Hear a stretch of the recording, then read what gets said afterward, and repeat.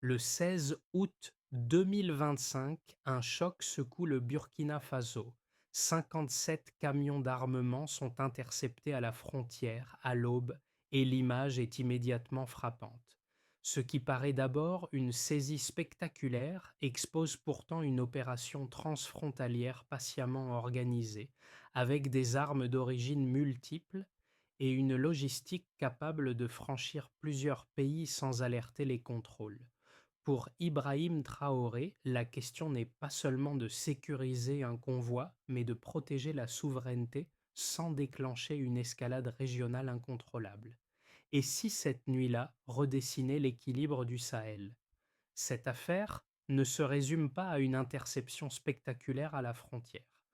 Elle engage une promesse claire: comprendre comment un État confronté à une menace structurée peut défendre sa souveraineté sans précipiter une crise régionale durable. Pour le Burkina Faso, l'enjeu dépasse la sécurité immédiate et touche à la crédibilité politique, diplomatique et institutionnelle du pays dans un Sahel déjà fragilisé. L'intérêt pour le public est simple et direct: saisir pourquoi cette décision compte aujourd'hui et ce qu'elle révèle des rapports de force réels derrière les discours officiels. En arrière-plan, la situation pose une question centrale. Jusqu'où un gouvernement peut-il agir seul face à des réseaux transnationaux sans s'exposer à des pressions extérieures ou à une perte de légitimité internationale? L'épisode du 16 août 2025 devient ainsi un prisme pour observer les choix stratégiques d'Ibrahim Traoré. Entre fermeté sécuritaire, calcul diplomatique et attente d'une population en quête de stabilité. Dès les premières heures, un chiffre change la lecture de l'événement: 57 camions chargés d'un volume d'armes suffisant pour équiper bien plus qu'un simple groupe armé local. Cette saisie, survenue à 4 heures du matin le 16 août 2025, n'est pas un hasard opérationnel, mais le résultat d'une décision prise sous forte contrainte, dans une zone frontalière déjà fragilisée. Elle révèle immédiatement que le Burkina Faso n'est pas face à un trafic opportuniste, mais au cœur d'un réseau organisé à l'échelle régionale. Dans les jours qui suivent, les premières analyses confirment l'ampleur du dispositif. Les armes interceptées proviennent de stocks multiples, certains anciens, d'autres récents, ce qui indique une capacité à recycler et renouveler les circuits d'approvisionnement. Les camions procédés ont traversé plusieurs pays sans être détectés, exploitant les failles des contrôles frontaliers et la porosité sécuritaire du Sahel. Cette région, déjà marquée par des crises politiques et des conflits armés persistants, devient ainsi un terrain idéal pour des réseaux capables de se fondre dans le chaos ambiant. Pour Ibrahim Traoré, cette interception agit comme un révélateur brutal. Le Burkina Faso, souvent perçu comme un simple territoire de transit, se retrouve exposé comme un nœud stratégique dans une chaîne de déstabilisation plus large. L'enjeu dépasse alors la sécurité immédiate. Il touche à la capacité de l'État à contrôler son territoire tout en évitant de provoquer des réactions diplomatiques en chaîne avec ses voisins. Le contexte sahélien renforce cette tension. Les États de la région font face à des groupes armés mobiles financés sur le long terme, capables de déplacer hommes et matériel sur de vastes distances. Chaque décision locale peut produire des effets régionaux. Une réponse trop faible alimente l'idée d'un État vulnérable. Une réaction excessive risque d'attiser des rivalités et des soupçons internationaux. C'est dans cet équilibre instable que l'affaire des 57 camions prend tout son sens. Elle marque le passage d'un incident frontalier à un test stratégique majeur, où la souveraineté, la sécurité et la diplomatie s'entremêlent. Pour le Burkina Faso et pour Ibrahim Traoré, la question devient alors moins celle de l'interception elle-même que celle de ce qu'elle annonce pour la suite. Au cœur de cette séquence décisive, un acteur de terrain incarne le basculement. À l'aube du 16 août 2025, le capitaine Moussa Kaboré prend la décision d'intercepter le convoi dans une zone sensible, à un moment où l'incertitude est maximale. Il ne connaît ni l'ampleur exacte de la cargaison, ni les forces susceptibles de protéger les camions. Son choix engage pourtant bien plus que sa propre sécurité. Il engage la crédibilité de l'État sur le terrain. L'impact est immédiat. L'immobilisation des 57 camions envoie un signal clair aux réseaux armés, mais aussi à la population. Là où l'insécurité semblait s'installer durablement, l'intervention démontre que l'autorité publique peut encore agir, vite et de manière coordonnée. Pour les forces de sécurité, cette action devient un repère opérationnel. L'initiative locale, lorsqu'elle est assumée, peut produire des effets nationaux. Dans les heures qui suivent, la scène se diffuse largement. Les images des camions saisis circulent, alimentant un sentiment mêlé de soulagement et de fierté prudente. L'État apparaît capable de reprendre la main là où il semblait reculer. Cette perception compte autant que l'acte lui-même, car elle restaure une confiance fragile entre institutions et citoyens. Pour Ibrahim Traoré, cet épisode matérialise un point clé. La souveraineté ne se décrète pas uniquement à travers des discours, elle se construit par des décisions concrètes prises sur le terrain. L'interception devient ainsi un symbole, non d'une victoire définitive, mais d'un retour visible de l'autorité de l'État face à une menace diffuse. Tout commence avant même que l'information ne soit rendue publique. L'interception des 57 camions déclenche immédiatement une série de mesures d'urgence. Le périmètre est sécurisé, les forces de l'ordre se déploient et les autorités isolent la zone pour éviter toute tentative de récupération ou de sabotage. Ce premier réflexe vise à contenir le risque immédiat, mais aussi à gagner du temps face à une situation dont l'ampleur reste encore floue.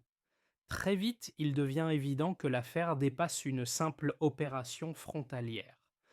La montée en intensité est rapide. Les experts balistiques et les enquêteurs découvrent des milliers de fusils d'assaut, des grenades et des munitions en quantité suffisante pour soutenir des combats prolongés. Les numéros de série révèlent des origines multiples, signe d'un approvisionnement étalé dans le temps et l'espace. Cette diversité exclut l'hypothèse d'un groupe local isolé et confirme l'existence d'un réseau structuré capable de coordonner logistique, financement et dissimulation sur plusieurs territoires. À ce stade, l'interception cesse d'être un succès tactique pour devenir un problème stratégique. Les premières répliques apparaissent sur le plan politique et sécuritaire. L'État doit décider jusqu'où pousser l'enquête. Limiter l'affaire au territoire national réduirait les frictions diplomatiques, mais risquerait de laisser intacte une partie du réseau. L'élargir, au contraire, implique d'entrer dans un champ transnational complexe, où chaque accusation peut avoir des conséquences régionales. Ibrahim Traoré est alors confronté à un choix délicat: affirmer la souveraineté du Burkina Faso tout en évitant de provoquer une escalade incontrôlée avec les pays voisins. Dans les jours suivants, l'enquête s'intensifie. Des indices financiers émergent, suggérant des flux répartis sur plusieurs comptes offshore et l'utilisation de sociétés écrans. Cette dimension financière renforce l'idée d'une opération planifiée sur le long terme, soutenue par des acteurs disposant de moyens considérables. Le récit change encore de nature. Il ne s'agit plus seulement d'armes en circulation, mais d'un système complet destiné à alimenter une instabilité durable dans le Sahel. Les répliques se font également sentir dans l'opinion publique. Les images des camions immobilisés deviennent un symbole. Pour certains, elles incarnent un retour de l'autorité de l'État. Pour d'autres, elles soulignent la vulnérabilité persistante des frontières. Ce contraste nourrit un débat interne sur la capacité réelle du pays à prévenir de telles menaces à l'avenir. La pression augmente sur les institutions. sommé de transformer cette interception en tournant durable plutôt qu'en succès isolé. Ainsi, la chaîne des événements s'étend bien au-delà du point de départ. Déclenchée par une décision prise à l'aube, elle entraîne une montée rapide des enjeux et des répliques multiples, sécuritaires, politiques et symboliques. Pour Ibrahim Traoré, l'affaire des 57 camions marque un passage critique. Chaque étape suivante pèsera sur la trajectoire du Burkina Faso et sur sa place dans un environnement régional déjà sous tension. Avant l'interception, le trafic d'armes apparaissait comme diffus et fragmenté. Après le 16 août 2025, les chiffres imposent un changement d'échelle brutal. Les autorités confirment d'abord un volume matériel sans précédent. Environ 25 000 fusils d'assaut saisis dans les 57 camions. Ce chiffre signifie une capacité d'armement équivalente à une force militaire structurée, pas à une milice locale. Un second indicateur renforce ce basculement. Les enquêteurs identifient près de 70 000 grenades intégrées à la cargaison globale. Cette quantité implique une préparation à des combats prolongés dépassant largement des actions ponctuelles ou opportunistes. Le troisième élément, chiffré, déplace encore la lecture vers le stratégique. Les flux financiers liés au réseau sont estimés à plus de 700 millions de dollars et répartis sur des comptes offshore et des sociétés écrans. Un tel montant indique l'implication d'acteurs disposant d'accès aux circuits financiers internationaux. Pris séparément, chacun de ces chiffres est déjà préoccupant. Ensemble, ils dessinent une architecture complète. Armes, munitions et financements sont synchronisés pour alimenter une instabilité durable. La comparaison avec d'autres affaires régionales montre que ce niveau de ressources dépasse largement celui des réseaux criminels classiques opérant dans le Sahel. Ici, la logistique n'est pas improvisée. Elle est planifiée sur plusieurs mois, voire plusieurs années. Les analyses balistiques confirment cette lecture. Les armes proviennent de stocks divers, certains issus de conflits passés, d'autres plus récents, ce qui suggère un accès continu à des circuits d'approvisionnement actifs. Cette diversité rend le réseau plus résilient, capable de s'adapter aux pressions sécuritaires et de renouveler ses capacités malgré les interceptions ponctuelles. La saisie des camions interrompt un flux, mais ne suffit pas à démanteler l'ensemble du système. Pour l'État burkinabé, ces données posent un défi immédiat. Elles obligent à dépasser la gestion sécuritaire classique pour entrer dans une logique de renseignement financier et de coopération ciblée. Chaque chiffre appelle une décision. Renforcer les contrôles, suivre les flux ou accepter le risque d'une dépendance accrue envers des partenaires extérieurs. C'est ici que la marge de manœuvre se resserre. Ibrahim Traoré se retrouve face à une équation délicate. Les chiffres légitiment une réponse ferme, mais ils exposent aussi la profondeur du réseau et les limites d'une action strictement nationale. Plus les données sont précises, plus elles attirent à ce que l'attention internationale, transformant une victoire tactique en dossier géopolitique sensible. Ainsi, la preuve quantitative ne se contente pas d'illustrer l'affaire, elle en redéfinit la nature. Ce qui semblait être une interception spectaculaire devient la mise au jour d'un système lourd, financé et pensé pour durer. La question n'est plus de savoir si la menace est réelle, mais comment la contenir sans ouvrir une nouvelle spirale d'instabilité régionale. L'affaire des 57 camions ouvre un débat parmi les analystes politiques et sécuritaires. La situation peut être lue à travers deux prismes opposés, chacun ayant ses partisans et ses implications. Une première lecture avance l'idée d'une tentative délibérée de déstabilisation régionale. Selon cette lecture, l'interception des camions ne serait pas un simple incident isolé, mais le signe d'un effort coordonné pour alimenter une instabilité régionale. Les armes saisies et la sophistication de l'opération suggère qu'elles n'étaient pas destinées à une simple rébellion locale. Ces équipements seraient plutôt destinés à des groupes armés cherchant à fragiliser plusieurs États voisins dans le Sahel.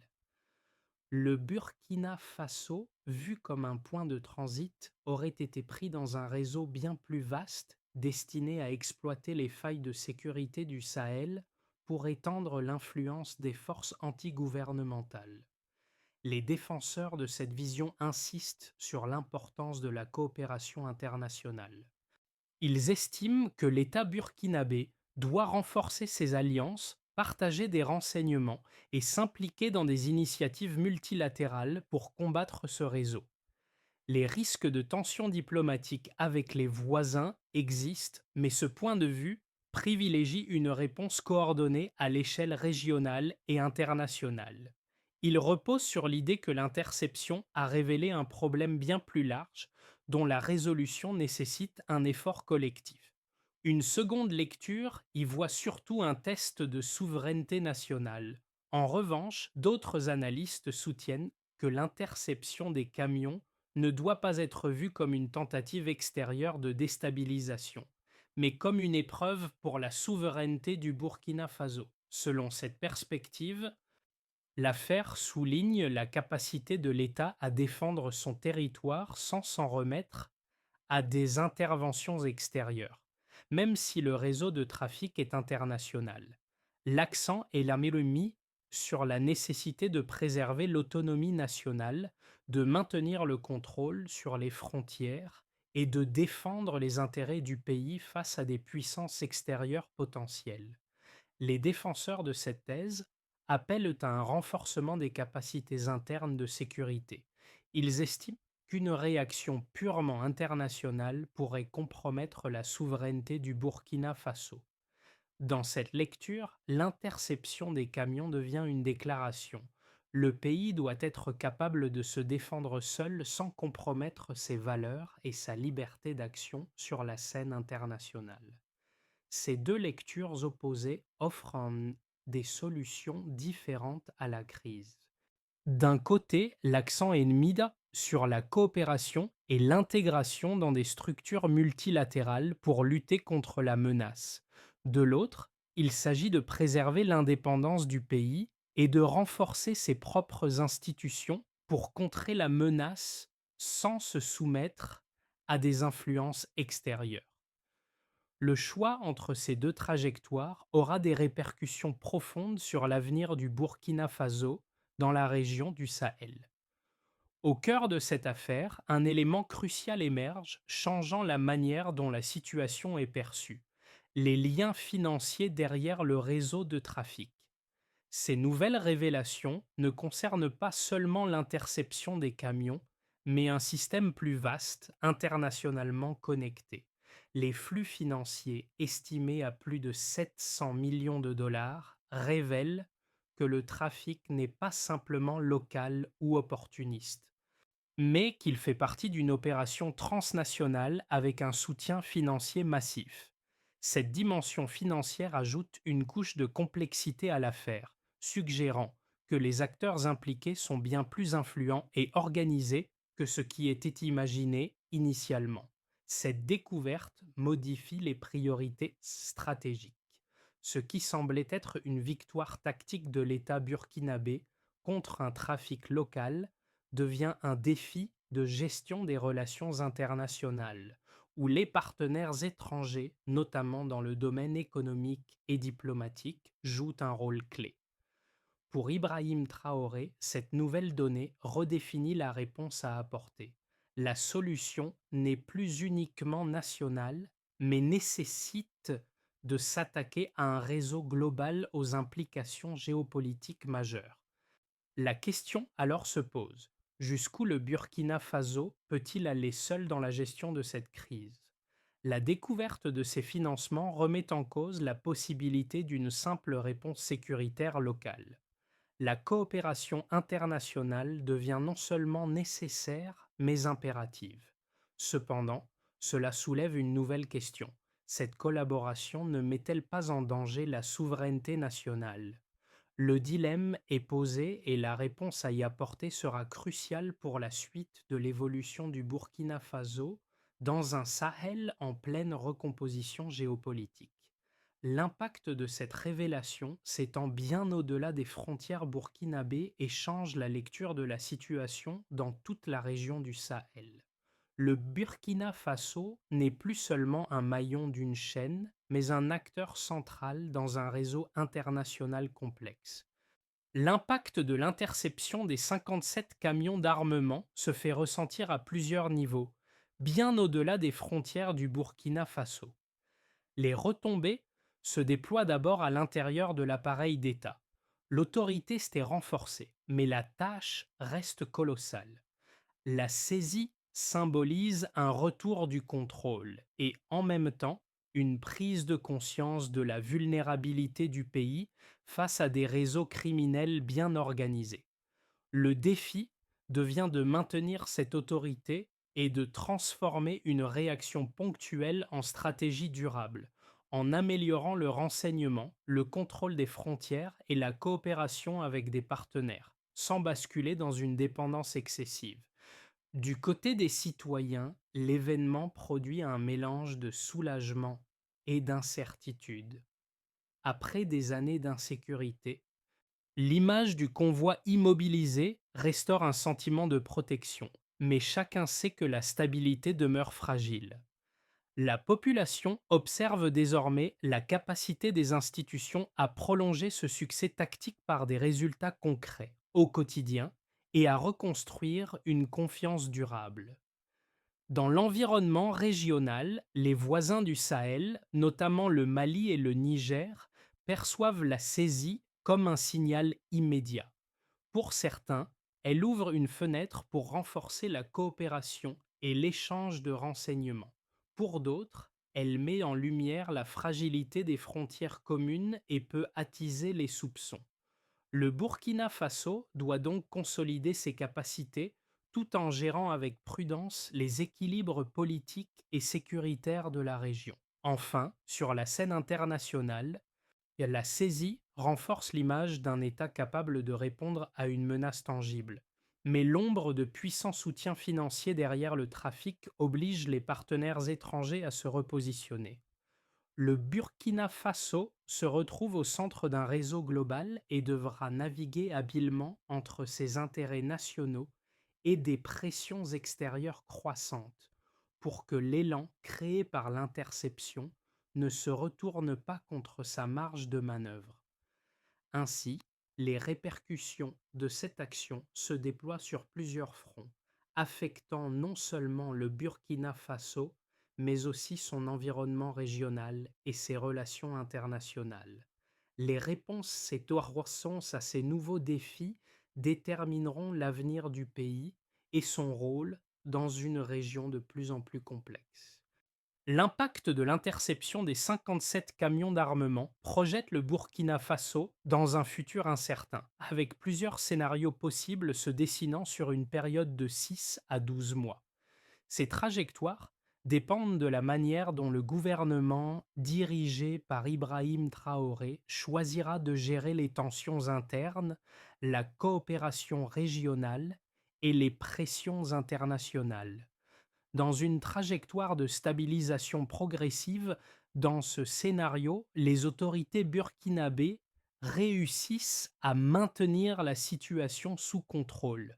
L'interception des camions marque le début d'une série de réformes sécuritaires renforçant le contrôle des frontières et la coordination entre les différents acteurs internes.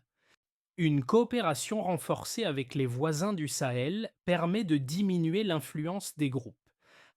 À l'impact de l'interception des 57 camions d'armement projette le Burkina Faso dans un futur incertain, où plusieurs trajectoires peuvent se dessiner sur une période de 6 à 12 mois. Tout dépendra de la manière dont le gouvernement, dirigé par Ibrahim Traoré, gérera les tensions internes, la coopération régionale et les pressions internationales. Dans une trajectoire de stabilisation progressive, les autorités parviennent à maintenir la situation sous contrôle. L'interception devient le point de départ de réformes sécuritaires avec un renforcement du contrôle des frontières et une meilleure coordination entre acteurs internes. Une coopération accrue avec les voisins réduit partiellement l'influence des groupes armés. Mais l'instabilité persiste dans certaines zones. Les tensions économiques liées à l'incertitude géopolitique ralentissent la croissance et les investissements étrangers reviennent prudemment sans effacer la fragilité du moment. Dans une trajectoire plus favorable, la coopération régionale et internationale se densifie. L'enquête dévoile des informations décisives permettant de frapper plus efficacement les réseaux transnationaux. Les partenaires internationaux renforcent l'appui contre le terrorisme et les trafics, tandis que le Sahel devient un espace d'échange plus étroit en matière de renseignement. Cette dynamique améliore la sécurité et crée un climat plus propice à l'investissement. Les réformes internes trouvent leur rythme et le pays gagne en stabilité à moyen terme. À l'inverse, une trajectoire dégradée reste possible. L'incident du 16 août 2025 peut devenir le catalyseur d'une escalade diplomatique, tandis que les réseaux armés affaiblis mais non démantelés se réorganisent et intensifient leurs attaques. Les pays voisins, pris dans des rivalités et des tensions sécuritaires, peinent à coordonner leurs efforts, accentuant l'instabilité. Le Burkina Faso risque alors l'isolement, la pression diplomatique s'accroît, les réformes ralentissent, les investisseurs fuient et l'économie se contracte tandis que des troubles sociaux peuvent émerger. Les décisions prises dans les mois à venir seront déterminantes. Si le Burkina Faso réussit à naviguer entre ces trajectoires, en consolidant sa position géopolitique tout en réformant ses institutions internes, il pourra éviter une escalade. Mais la fragilité de la situation, couplée à des acteurs externes aux intérêts divergents, fait de cette période une phase cruciale pour. Mais la question essentielle demeure. Cependant, le défi réside dans la durabilité de ce regain de confiance. Les Burkinabés se demandent si cette victoire ponctuelle pourra se traduire en une gouvernance à long terme capable de garantir la sécurité quotidienne.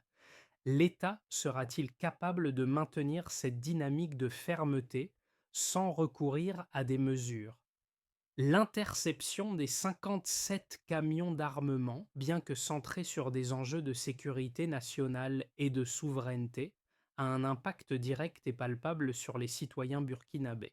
La population, souvent éprouvée par l'insécurité et l'instabilité, y voit un symbole de résilience de l'État.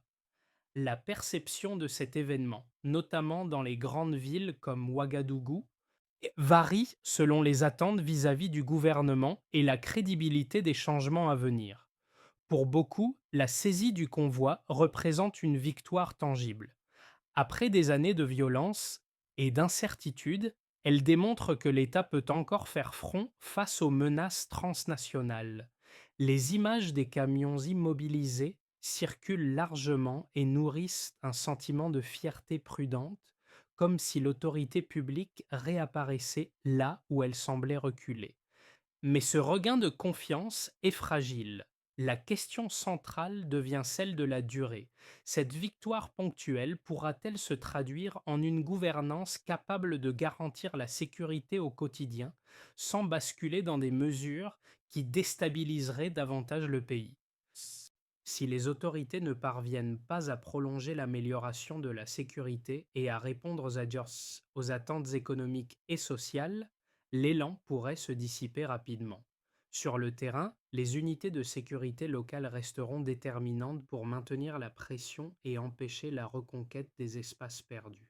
En parallèle, les autorités de proximité devront montrer une gestion transparente des ressources et des réformes annoncées afin d'éviter de nouvelles déceptions. La société civile, longtemps spectatrice de ces affrontements indirects, peut aussi devenir un levier à condition de soutenir la cohésion nationale tout en exigeant des résultats. Le véritable test pour Ibrahim Traoré et son gouvernement sera de transformer cet élan en un projet durable de reconstruction, capable de répondre aux défis de sécurité, de développement et de cohésion sociale, point de sécurité est primordial, car les frontières poreuses du Sahel permettent aux groupes armés de se déplacer librement. Il est également important de renforcer les partenariats avec des acteurs internationaux comme l'Union européenne, les États-Unis et les Nations unies, tout en préservant la souveraineté nationale. Le défi ici réside dans l'équilibre entre les engagements internationaux et la protection de l'autonomie du Burkina Faso. Une diplomatie réussie permettra non seulement de sécuriser des soutiens financiers et techniques, mais aussi de prévenir les tensions qui pourraient naître de l'incident des camions d'armement. Enfin, il faudra aussi stimuler l'économie et renforcer la cohésion sociale.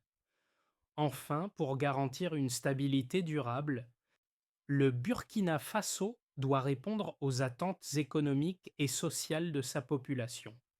La croissance économique, en particulier dans les régions les plus affectées par les conflits, devra être soutenue par des réformes économiques ambitieuses. Le gouvernement devra faciliter l'accès au marché, soutenir les entreprises locales et attirer des investissements étrangers. En parallèle, il est essentiel de mettre en place des politiques de cohésion sociale qui incluent les jeunes et les groupes vulnérables face à la complexité de la situation. Le Burkina Faso doit développer une feuille de route claire et structurée pour garantir une stabilité durable. Cette démarche devra intégrer simultanément les dimensions sécuritaires, diplomatiques et économiques afin de ne pas compromettre l'avenir du pays. Ibrahim Traoré et son gouvernement doivent agir rapidement pour rétablir la confiance et renforcer les capacités nationales à naviguer dans ce contexte.